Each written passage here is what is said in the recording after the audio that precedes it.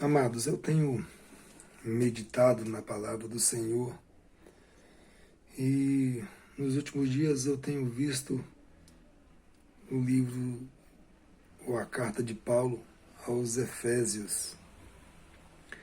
É uma carta tão tremenda, assim como as outras, que traz coisas tão gloriosas, coisas tão assim importantes para nós como povo de Deus.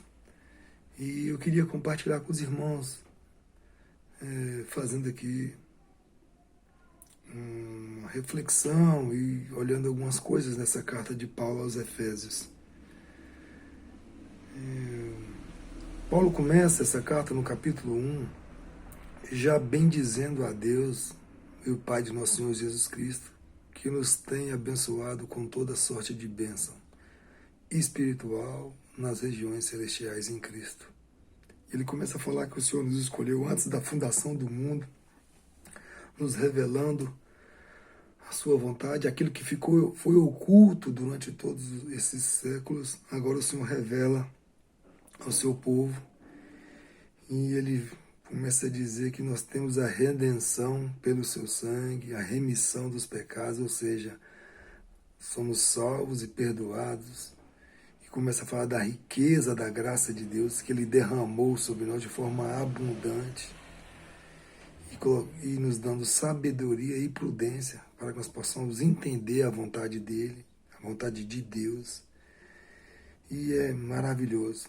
Ele fala que, primeiramente, isso veio para eles, ali as primícias, aqueles primeiros que tiveram a revelação da palavra diretamente de Jesus. E depois, para nós que ouvimos a palavra da verdade, o evangelho da salvação, tendo nele também crido, nós também fomos selados com o Santo Espírito da promessa, a qual é o penhor da nossa herança, até ao resgate da sua propriedade, em louvor da sua glória. Paulo faz essa introdução falando da maravilhosa graça do Senhor que nos alcançou, e nós tendo ouvido a palavra através da vida de Paulo e de muitos homens e mulheres de Deus que vêm pregando o Evangelho, que vêm testemunhando o Evangelho durante esses muitos anos, foram alcançados e fomos selados pelo Espírito Santo da promessa.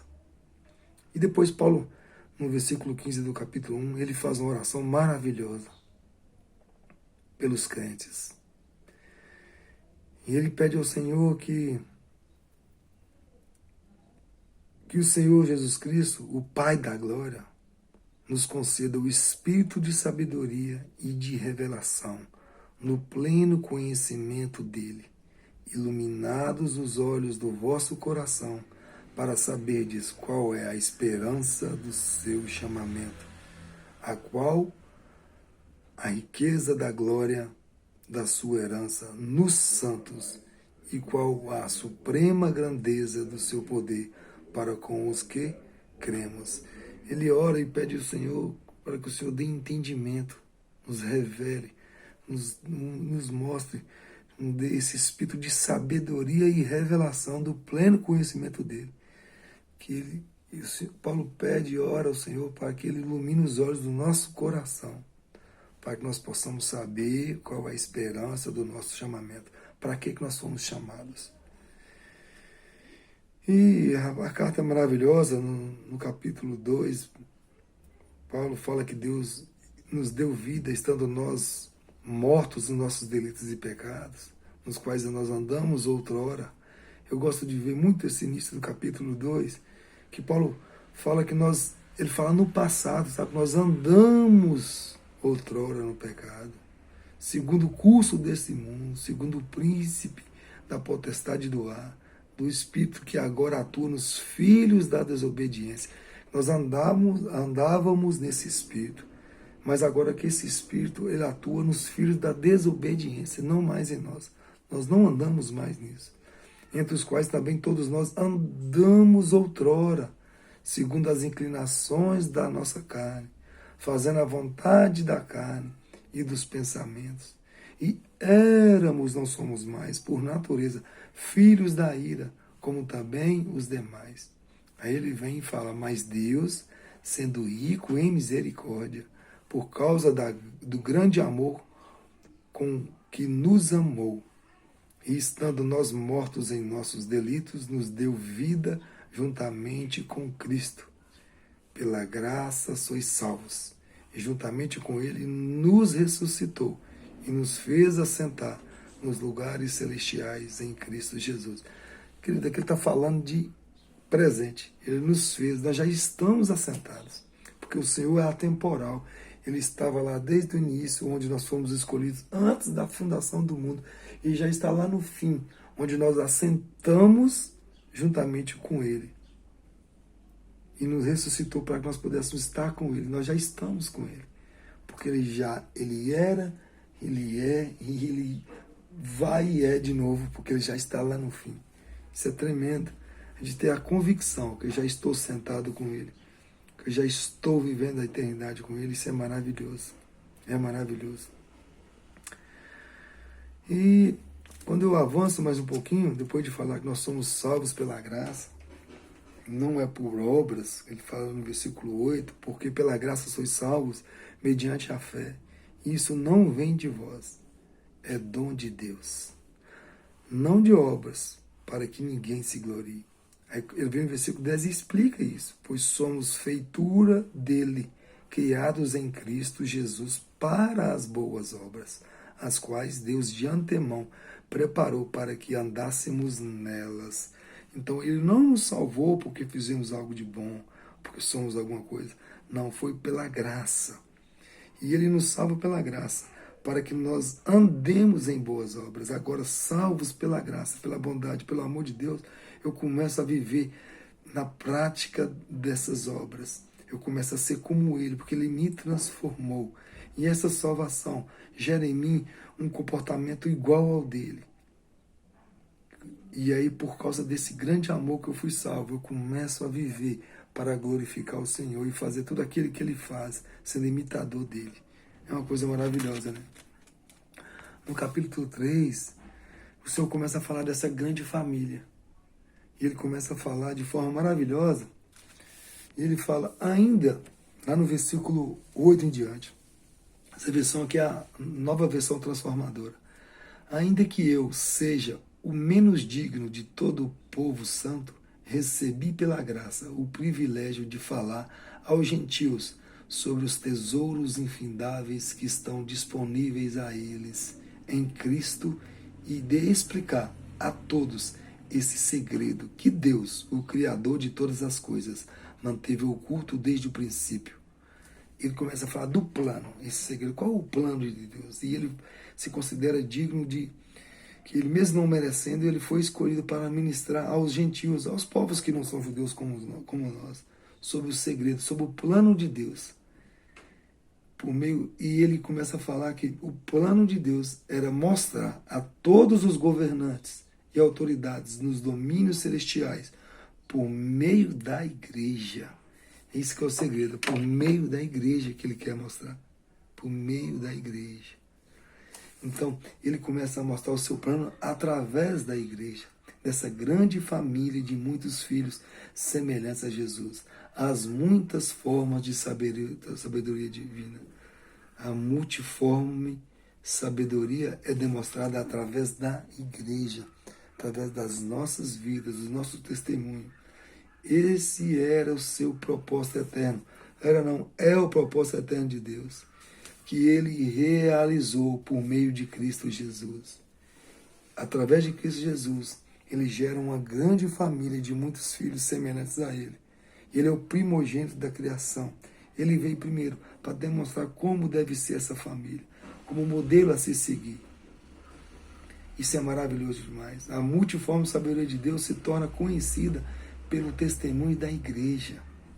Por isso, Paulo orava para que fôssemos fortalecidos pelo poder do Espírito Santo em nossos corações. Ele começa a orar de novo. Agora no capítulo 3 ele volta a orar e fala, olha, por esta causa, para que a multiforme sabedoria de Deus seja revelada através da igreja, por esta causa me ponho de joelho diante do Pai, de quem tomo o nome de quem toma o nome toda a família. Essa grande família do Senhor, ela leva o nome do Pai, o nome de Jesus, tanto no céu como sobre a terra, para que, segundo a riqueza da sua glória, vos conceda que sejais fortalecidos com poder, mediante o seu Espírito, no homem interior. Paulo fala, ele ora para que nós sejamos fortalecidos pelo poder do Espírito Santo que habita em nós. E assim habite Cristo no vosso coração, pela fé, estando vós arraigados e alicerçados em amor, a fim de poderes compreender com todos os santos. Ele fala que assim, recebendo o Espírito Santo no nosso interior, nós somos revelados, porque estamos alicerçados em amor, a fim de que nós possamos compreender com todos os santos, não só eu, mas todos os santos, qual é a largura e o comprimento, e a altura, e a profundidade, e conhecer o amor de Cristo, que excede todo entendimento. Por mais que seja difícil, é impossível entender com o entendimento humano, nós possamos conhecer esse amor, para que nós sejamos tomados de toda a plenitude de Deus. E ele fala no versículo 20 do capítulo 3, ora, aquele que é poderoso para fazer infinitamente mais do que tudo quanto pedimos ou pensamos, conforme o seu poder que opera em nós. A ele seja a glória na igreja, em Cristo Jesus, por todas as gerações, para todos sempre. Amém. Olha, queridos, Paulo sabia da importância do Espírito Santo de Deus em nós. E esse Espírito habitando em nós é o poder de Deus para nos revelar, para nos dar entendimento, para que nós possamos entender esse amor. Porque esse amor, ele excede todo o entendimento humano, mas nós temos que experimentar dessa revelação, desse poder de Deus, para compreender a vontade de Deus para as nossas vidas. Porque só assim nós vamos revelar, através da igreja, a multiforme sabedoria de Deus. Quando nós recebendo o Espírito Santo, nós vamos entender o que ele começa a falar no capítulo 4, que ele começa a nos desafiar. E ele fala no capítulo 4 que ele suplico-vos, pois, que se conduzam de maneira digna da chamada que recebeste, da nosso procedimento, da nossa prática. Tem que ser uma forma digna da chamada que recebemos de Deus. Nós recebemos de Deus o desafio, o compromisso, a missão de representar Cristo na terra como embaixadores de Deus. E nós temos que andar segundo essa vocação, esse chamado. Comportem-se com toda a humildade. Aí ele cita 3 coisas: humildade, mansidão e longanimidade.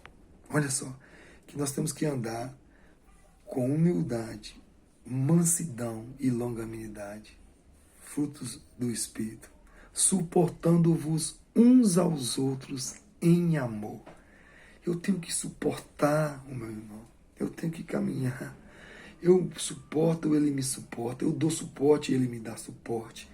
Em amor. Aí o versículo 3 do capítulo 4 diz: esforçando-vos diligentemente por preservar a unidade do Espírito no vínculo da paz. Isso é tremendo, querido. Está falando que eu tenho que esforçar, é um compromisso sério, diligente, por preservar essa unidade do Espírito. Nós temos o mesmo Espírito. E essa união no Espírito, essa unidade da fé, ela tem que ser preservada com o nosso esforço diligente. E nós temos o vínculo da paz. E não é a paz como o mundo dá, mas a paz que o Senhor nos dá, que excede todo entendimento. Aí ele começa a falar: há somente um corpo e um Espírito, como também fostes chamados numa só esperança da vossa vocação. Há um só Senhor, uma só fé, um só batismo, um só Deus e Pai de todos, o qual é sobre todos. Queridos, nós temos uma só fé, um só Espírito, um só Deus e Pai de todos. Ele é Pai meu e de todos que fazem parte dessa família, o qual é sobre todos, o que é? Senhor sobre todos.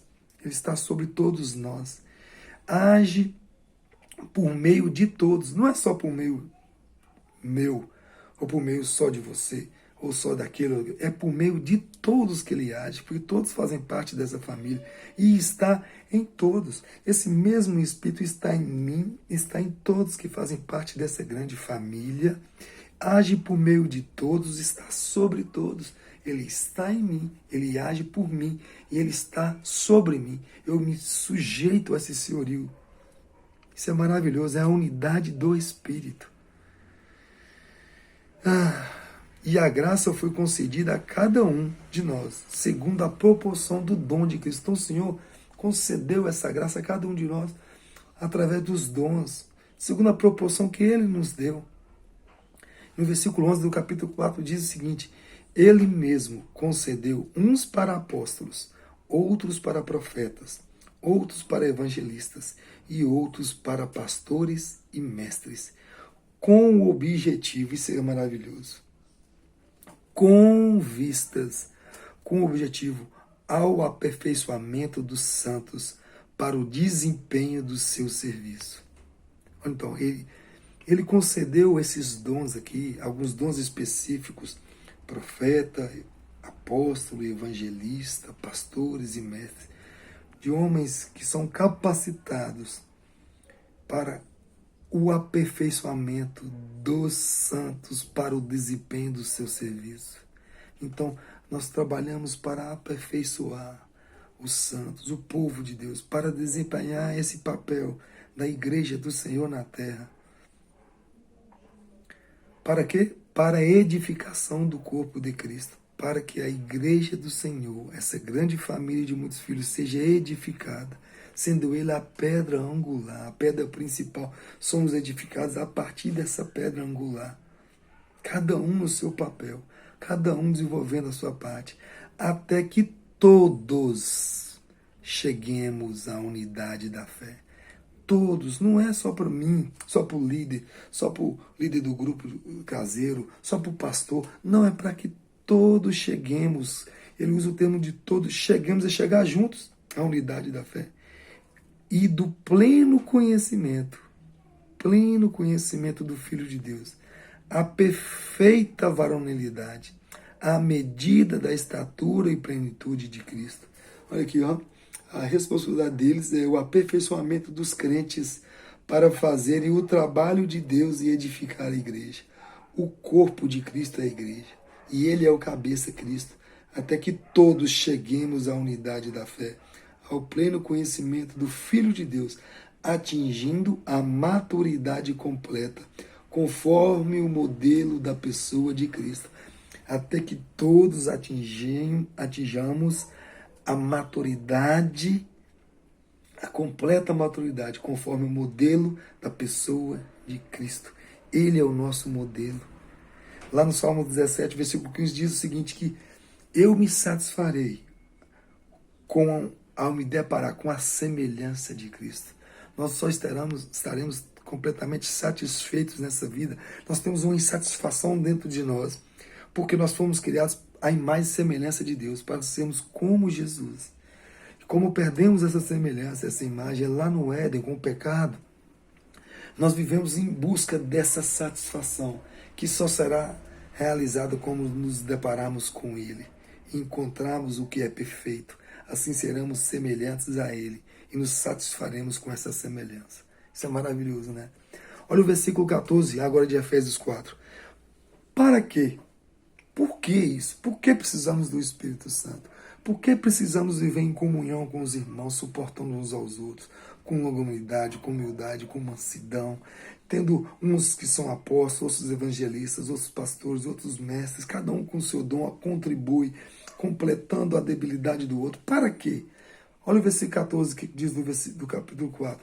Para que não mais sejamos como meninos imaturos, bobos, ingênuos, agitados de um lado para o outro e levados ao redor por todo o vento de doutrina. Nós não podemos ficar...